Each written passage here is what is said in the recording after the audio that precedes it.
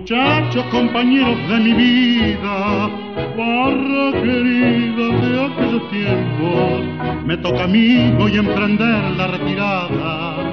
Debo alejarme de mi buena muchachada. Adiós muchachos, yo me voy y me resigno.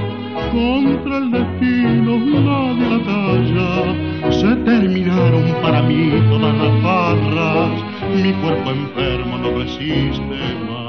Acuden a mi mente recuerdos de otros tiempos, de los bellos momentos que antaño disfruté cerquita de mi madre, santa viejita, y de mi noviecita que tanto idolatré. Se acuerdan que era hermosa, más bella que una diosa, y que brilló de amores le di mi corazón, mas el señor celoso de sus encantos, hundiéndome en el llanto, me la